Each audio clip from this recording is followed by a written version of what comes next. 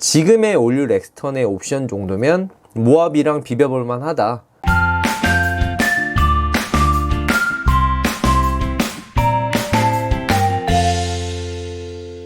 안녕하세요, 제가 바로 이창입니다. 오늘도 영상을 보러 와주셔서 감사합니다.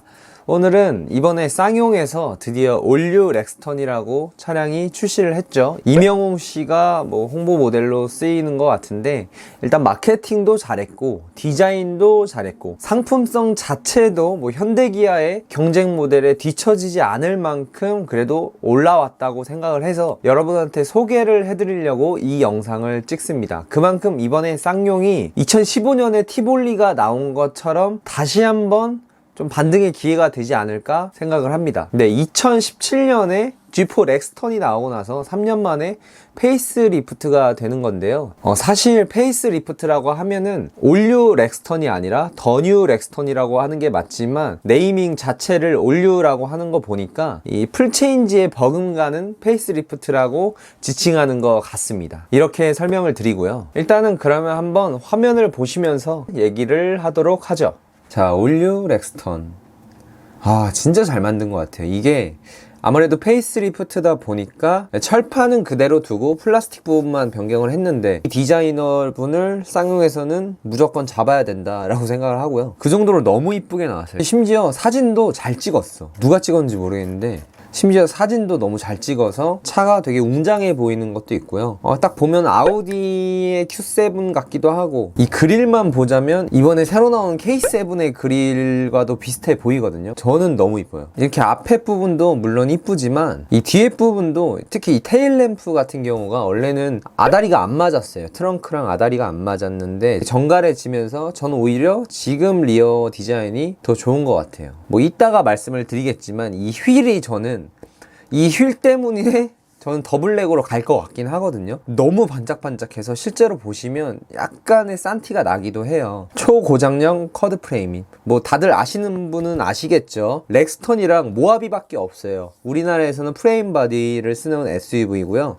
후륜 구동 기반인데, 이런 프레임 바디가 주는 장점도 명확하지만 단점도 있긴 합니다. 장점으로는 프레임 바디다 보니까 일단 견인 능력이 굉장히 우수합니다. 하체가 휘어질 걱정이 덜하죠. 그리고 하체의 강성이 뛰어나서 오프로드를 주행하신다고 하시면 굉장히 안정감을 느끼실 수 있을 거예요. 하지만 이 프레임 바디의 단점으로는 이제 무거워요. 무겁다 보니까 연비가 좀 떨어지고, 그래서 예전 같은 경우는 프레임 바디를 많이 선호를 하셨지만 요즘은 기술력이 워낙 좋아져서 모노코크 방식을 많이 쓰긴 하죠. 측면 추돌이나 전복 사고에 대해서는 프레임 바디가 모노코크 방식에 비해서는 조금 불리할 수 있겠습니다. 하지만 프레임이 닿는 부분에 대한 사고는 오히려 모노코크보다 더 안정감이 뛰어나니까 이런 부분도 염두를 해주셨으면 좋겠습니다. 바로 그러면 가격표를 한번 보도록 할게요. 기존에 있는 4가지 트림에서 이제는 3가지 트림으로 조금 트림이 간소화가 됐고요. 지금 올류 렉스턴의 트림은 럭셔리 3,695만원과 프레스티지 4,175만원, 더블랙이라는 최상위 트림 4,975만원, 이렇게 3가지 트림으로 나와 있는데요. 사실 이 더블랙을 가장 추천을 드리고 싶긴 해요. 이 사진 보시는 것과 같이 간지가 아주 그냥 작살납니다. 그래서 내가 좀 간지를 좀 포기하고 싶지 않다라고 하시는 분들은 따로 차량을 사서 꾸미는 것보다는 그냥 이렇게 세트로 나와 있는 더블랙을 사시는 게 오히려 가성비가 좋다라고 말씀을 드릴 수 있겠고요. 가장 낮은 모델로는 럭셔리 3,695만원이고요. 개별 소비세 인하를 적용을 한 가격이고, 깡통 트림 같은 경우는 기존보다 한 200만원 정도가 올라갔어요. 하지만 하이패스나 안전 센서, 엔진 출력 인상, 전자식 기어 등등 들어간 게 워낙 많기도 하고 디자인도 많이 바뀌어서 저는 200만원의 인상이라고 하면은 충분히 납득 가능한 금액이라고 생각을 하고요. 일단 옵션부터 보도록 할게요. 이번에 올류 렉스턴 같은 경우는 엔진이 2.2 디젤 엔진입니다. 그래서 LET 엔진이 뭐냐면요, 저 RPM에서도 고토크를 발휘할 수 있는 엔진이고요. 보통 1600rpm에서 2600rpm 사이에 최대 토크가 나온다고 합니다. 그러면 좀 시내 주행을 하시거나 그럴 때 도움이 되겠죠. 이 엔진의 스펙 같은 경우도 기존에는 186마력에서 43토크를 냈는데요. 이번에는 202마력에 45 노토크를 냅니다. 그래서 스펙상으로는 현대 기아의 2.2 디젤의 스펙이랑 완전히 똑같아요. 현대에서 그냥 가져온 거 아니냐라고 하시는데 그거는 아닌 것 같고요. 왜냐면 쌍용의 2.2 디젤은 2157cc고요. 현대 기아의 2.2 디젤은 2151cc입니다. 그래서 cc가 달라요. 하지만 스펙은 똑같기 때문에 뭐 그런 오해를 했던 것 같고요. 엔진은 다르다는 거. 원래 기존 같은 경우는 7단 변속기를 사용했습니다. 물론 벤츠라서 좋긴 하지만 오래된 변속기라서 지금 시대의 변속기랑은 맞지 않았다고 판단해서인지 8단 전자식 자동 변속기가 들어갔네요. 이게 현대에서 납품을 하는 거고요. 뭐 제네시스의 G90이나 K9 아니면 모하비에도 들어가는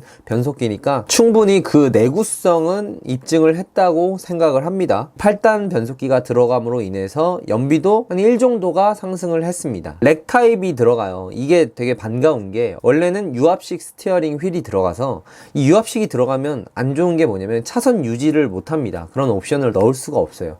하지만 이제 전자식 파워 스티어링 휠이 들어감으로 인해서 너무 반갑다. 물론 이 경쟁 차종 뭐 모하비나 팰리세이드 모두 현대에서는 RMDPS라고 하는 그 렉 타입 스티어링 휠이 모두 들어갔지만 이번에 올류 렉스턴에서도 렉 타입이 들어갔다. 이 18인치 다이아몬드 커팅 휠, 이거 너무 반짝거려요. 근데 실제로 보시면 진짜 반짝거려가지고 저한테는 좀 별로고요. 이번에 되게 칭찬을 해주고 싶은 게 모하비는 그렇다 쳐도 팰리세이드도 이걸 옵션으로 넣었는데 올류 렉스턴 같은 경우는 풀 LED가 모두 기본 적용입니다. 차는 이렇게 팔아야죠. LED는 그냥 다 넣어줘야죠. 요즘 시대가 어느 때인데. 내장 사양으로는 전자식 기어가 들어가면서 BMW 기어랑 비슷합니다. 뭐 BMW의 그 전자식 기어까지는 아니지만 그래도 나름 멋있어요. SUV에 디컷이 들어가는 건 참 신기하긴 한데 뭐 그래도 넣어주니까 고맙긴 하죠. 사실 보시면 럭셔리 트림이 웬만한 건 다 들어가 있어요. 뭐 듀얼존 프로토 에어컨이라든지 하이패스도 들어갔고 심지어 차선 유지도 그냥 기본 적용입니다. 물론 스마트 크루즈는 안 되지만 차선 유지만 하더라도 그게 어딥니다. 그리고 특히 이 긴급 제동 보조가 사고가 났을 때 운전자의 안전을 책임지는 가장 중요한 옵션이라고 판단이 되는데 이런 것도 기본 적용을 한 걸 봐서는 충분히 이 올류 렉스턴의 깡통 트림도 사볼만 하다. 이 선택 품목으로는 이렇게 있는데 LD 시스템은 다들 아실 거예요. 오프로드를 주행을 하셨을 때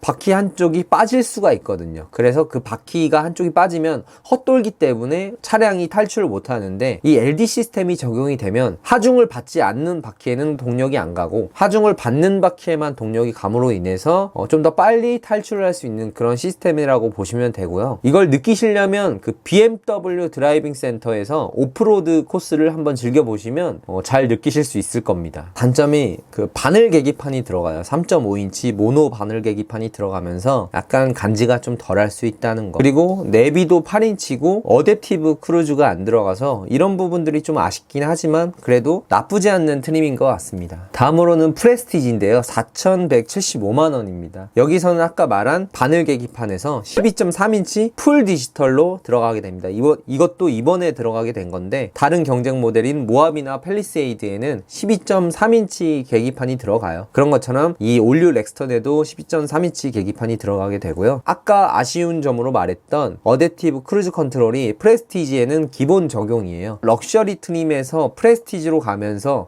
아쉬운 점들을 다 보완을 했다라고 해서 프레스티지가 웬만하면 다 있긴 하거든요. 근데 좀 가격이 많이 비싸졌죠. 500만원 정도가 인상을 한 거니까 이 프레스티지 트림도 단점이 있습니다. 가장 큰 단점으로는 가오가 상해요. 이 블랙 에디션이 아니기 때문에 좀 가오가 상한다는 점. 그래서 어느 정도 내가 가오를 챙기려면은 어쩔 수 없이 이 더블랙으로 가야 된다는 점. 하지만 더블랙이 거의 5천만원 수준이라 그렇게 싼 금액대는 아니에요, 사실. 그래도 더블랙이 사륜구동을 기본으로 주고 이런 간지 같은 거 간지 주면서 어느 정도 비싸졌지만 그래도 납득 가능하다. 뭐 다음 영상에서 말씀을 드리겠지만 이런 트림마다의 각각의 장단점들이 다 있거든요. 이런 것들도 제가 다음 영상에서는 설명을 드리도록 하고요. 얼마나 멋있습니까? 이게 지금 디자인이 미쳤어요. 저 같으면 럭셔리 트림에다가 컨비니언스만 넣어서 구매를 할 것 같긴 해요. 뭐 그거 말고 뭐 프레스티지 트림을 구매할 수도 있겠지만 이런 가성비를 따졌을 때는 아무래도 럭셔리 트림이 가장 좋아 보이고요. 럭셔리 트림을 고르시면 이렇게 블랙, 베이지, 투톤 인테리어밖에 선택을 못 합니다. 그래서 좀 인테리어 부분은 어느 정도 포기를 하셔야 돼요. 돈 걱정이 없으시다 라고 하시면 전 무조건 더블랙을 구매하시라고 권해드리고 싶어요. 그만큼 너무 이쁘잖아요. 너무 이쁘고 그냥 너무 이쁩니다. 이유가 너무 이뻐서. 그래서 오늘은 이렇게 올류 렉스턴에 대한 상품성을 총괄적으로 파악을 해봤고요. 다음 영상으로는 올류 렉스턴의 어떤 트림이 가성비가 좋은지, 아니면 각각의 트림마다의 어떤 옵션이 포함되어 있는지에 대해서 상세하게 알아보도록 하고요. 제가 생각하는 추천 트림 또한 소개를 드리도록 하겠습니다. 이렇게 렉스턴에 대해서 다 알아보니까 제가 모하비랑 팰리세이드랑도 많이 비교를 해봤거든요. 근데 충분히 경쟁력이 있다. 이게 막 와 어마무시하게 좋다라고 그런 건 아니에요. 하지만 예전에는 현대기아의 차량이랑 비교도 될 수 없을 정도로 옵션이 좀 현저하게 떨어진 면이 없잖아 있었는데, 지금의 올류 렉스턴의 옵션 정도면 모하비랑 비벼볼만 하다. 그래서 내가 모하비처럼 오프로드 성향의 자동차를 찾고 있는데 저렴한 가격에 렉스턴도 한번 보시면 좋을 것 같아요. 그러면 다음 영상에 좀 더 유익한 정보로 찾아뵙도록 하겠습니다. 감사합니다.